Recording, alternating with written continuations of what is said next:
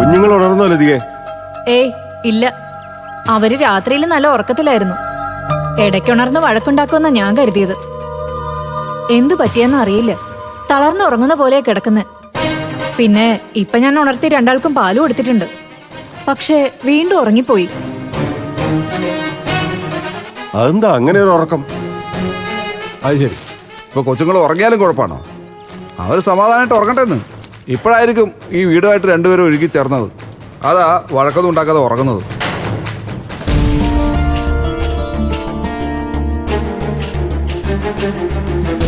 ആ ഏട്ടാ, ചൂടാറും മുമ്പേ ചായ എടുത്ത് കുടിക്കേ.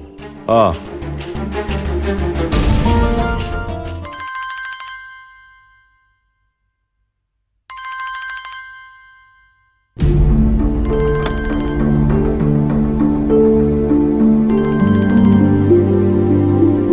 ആ മഞ്ചാടി, എന്താ മോളെ കാലത്ത് തന്നെ? നിനക്കിന്ന് കോളേജില്ലേ?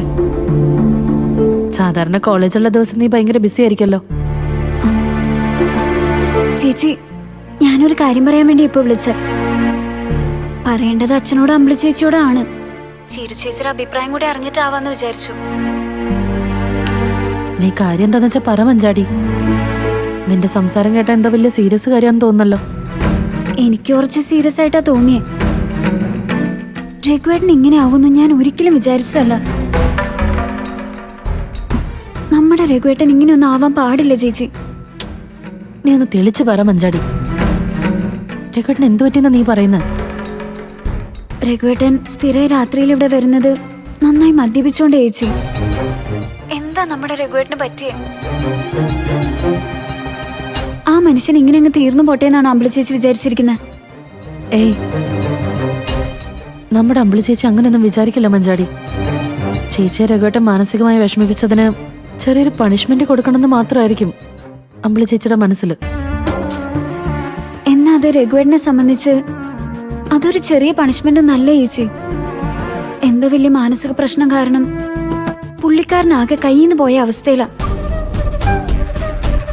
എത്രയും വേഗം ഇതിനൊരു പരിഹാരം കണ്ടില്ലെങ്കിൽ ഏറ്റവും വലിയ പണി കിട്ടാൻ പോകുന്നത് അമ്പിളി ചേച്ചിക്ക് തന്നെയായിരിക്കും.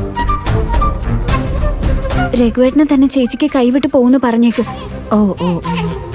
എനിക്ക് പറയാൻ പറ്റുന്ന രീതിയിലൊക്കെ ഞാൻ പറഞ്ഞ് മനസ്സിലാക്കാൻ ശ്രമിക്കുന്നുണ്ട് മഞ്ചാടി. പക്ഷെ അമ്പിളി ചേച്ചി എന്തൊക്കെയോ മനസ്സിൽ കണക്കൂട്ടി വെച്ചതുപോലെയാ. എന്തായാലും രഘുവേട്ടൻ ഇങ്ങനെ മദ്യപിച്ചു വരുന്നത് ശരിയല്ലെന്ന് ഞാൻ ഇന്ന് തന്നെ രഘുവേട്ടനോട് പറയും. എനിക്ക് അതല്ലേ പറ്റൂ. നീയേ രഘുവേട്ടനെ നിയന്ത്രിക്കാൻ ശ്രമിക്കുന്ന രീതിയിലൊന്നും പറയണ്ട മഞ്ചാടി. അത് രഘുവേട്ടന് വലിയ വിഷമം ഉണ്ടാക്കും. ആ, എന്തായാലും മോന്റെ നൂലുകെട്ട് ചടങ്ങിന് എല്ലാരെയും ക്ഷണിക്കാൻ അച്ഛൻ അങ്ങോട്ട് വന്നിട്ടുണ്ട്. ആണോ?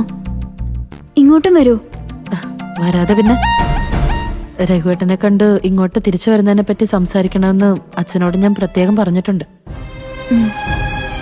അച്ഛൻ രഘുവേട്ടനോട് സംസാരിക്കുന്നതോടെ പ്രശ്നങ്ങളൊക്കെ തന്നെ തീരുമായിരിക്കും മഞ്ചാടി. ശരി ചേച്ചി. എങ്ങനെയെങ്കിലും രഘുവേട്ടനെ പഴയ രഘുവേട്ടനായി കണ്ടാ മതി. എന്നാ ഞാൻ വെക്കട്ടെ. ശരി, അമ്പിളി ചേച്ചിയോട് ഞാൻ പറഞ്ഞോളാം. ആരാ ചീരു? മഞ്ചാടിയാണോ? ആ അതെ. രഘുവേട്ടനെ കുറിച്ച് പറയാനാ അവള് വിളിച്ചത്. നിനക്ക് അലക്കാൻ വേറെ വല്ല തുണിയുണ്ടോ? ഇല്ല, ഉണ്ടായിരുന്നത് ഞാൻ വാഷിംഗ് മെഷീനിൽ കൊണ്ടുപോയിട്ടു. ആ, എങ്കിൽ ഞാൻ ഇതുകൂടെ അതിലേക്ക് ഇട്ടേക്കാം. ചേച്ചി, രഘുവേട്ടനെ കുറിച്ച് എന്താ മഞ്ചാടി പറഞ്ഞെന്ന് ചേച്ചിക്ക് അറിയണ്ട അല്ലേ? എന്തായിരിക്കും അവള് പറഞ്ഞെന്ന് എനിക്ക് ഊഹിക്കാൻ പറ്റും ചീരു. രഘുവേട്ടൻ മനോവിഷമം കൊണ്ട് മദ്യപാനം തുടങ്ങി, രാത്രി വന്ന ഭക്ഷണം കഴിക്കാറില്ല, രാവിലെ എണീറ്റ് കൃത്യമായിട്ട് കമ്പനി പോവാറില്ല എന്നൊക്കെയല്ലേ? ഇതൊക്കെ ഞാൻ എത്ര കാലായിട്ട് കാണുന്നത്.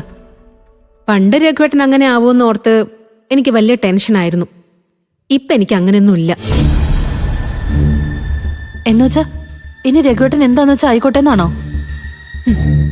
എടി, രഘുവേട്ടൻ അങ്ങനെ ആയിട്ടെ കുറച്ച് കാലായി. അതിന്റെ കാരണക്കാരി എന്തായാലും ഞാനല്ല. രഘുവേട്ടനെ സ്വയം വരുത്തി വെച്ചതാ. അത് ആ മനുഷ്യൻ തന്നെ തിരുത്തണം. തിരുത്തിയ അവന് കൊള്ളാം. അത്ര തന്നെ. ചേച്ചി